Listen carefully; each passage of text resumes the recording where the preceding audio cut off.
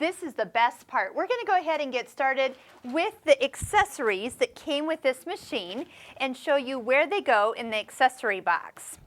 All right, so we're going to just turn on the machine because it makes so pretty when it lights up. First off, in your accessories is a stylus.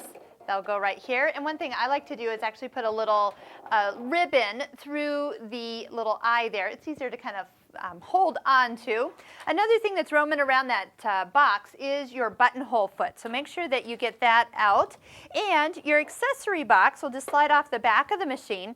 We're going to show you where they all go. There's also a few extra feet right here in an extra package underneath your presser foot, and also a little note about how to use your needle threader. So we're just going to start here. We've got a very large foot, the S foot. There's a few extra places here where that foot will fit, and then we have an A foot on and a B foot. So one thing I always say is when the machine tells you what foot to use, you do want to follow along with the suggestions. It really will make a better stitch. You're going to have spool caps as well as spool caps on the machine right here. Got different sizes, so depending on which size of spool you're using, you want to make sure you have the proper size. So for example, I'm going to use that one with that spool. And I'll put anything that doesn't have a home kind of down in the bottom part here. So buttonhole foot will fit down here.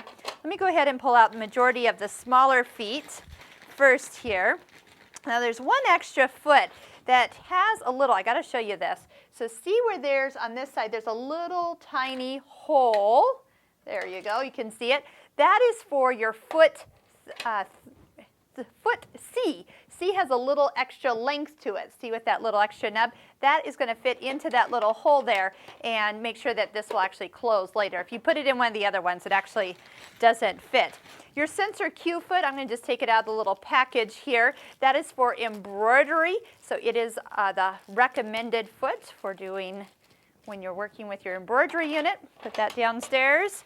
And you're going to have a ton of bobbins. Bobbins are going to be specific for the Husqvarna Viking machines, so make sure you're not mixing and matching. What's really nice, they have a little H on them, so you always know which way is up when we go to put them in the machine and wind a bobbin.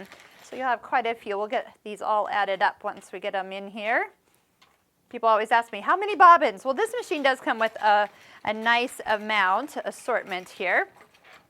You also have a pack of needles in here, and just find the needles that work for you. I would recommend a brand, the Inspira brand of needles. Here you're going to have universal, wing, stretch, jeans, and embroidery needles. So those are handy to have there. This is one of the other larger feet. Sometimes I'll put it just where my S foot is. We have an R foot, that's an embroidery foot also, or free motion foot. A J foot is an overlock foot. So you can put these in any order you'd like. 1/4 inch foot, that one has more of a number than a letter. That is great because those little red lines will show you where your 1/4 inch mark is. The white foot you have is a non-stick foot. So your sewing advisor will tell you, for example, if you're working on leathers or vinyls, that you need this foot because it will keep the foot moving along your sticky fabric. Okay, that's all my bobbins. 1, 2, 3, 4, 5, 6, 7, 8, 9, 10 bobbins. You also have a blind hem foot.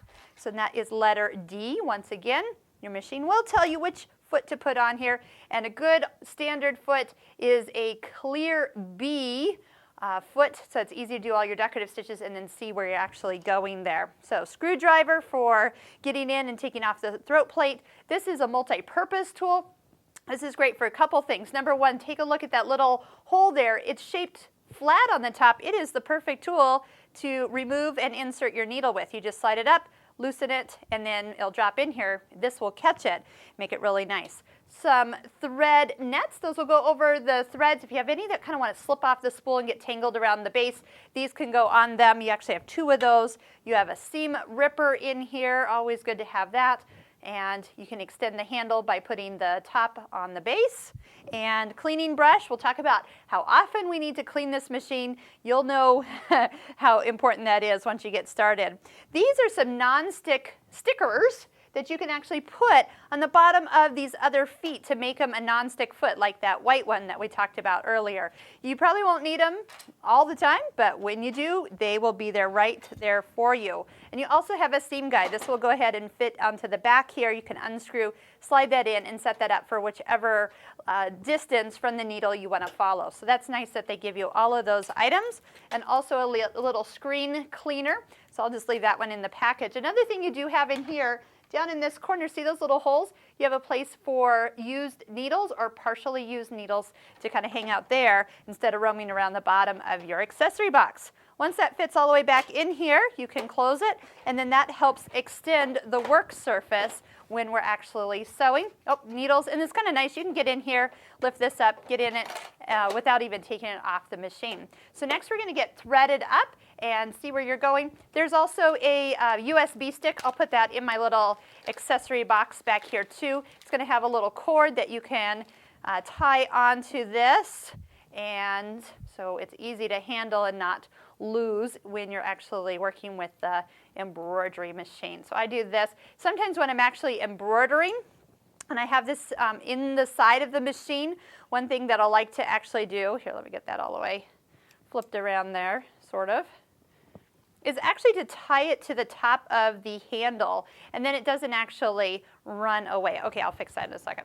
All right, it's just to do this, and then that way it's always close by, plus it will reach the side right over here. So that is also nice. It's kind of tucked out of the way, and then you always know where that is. But for right now, I'm going to set that down underneath the feet in the accessory box.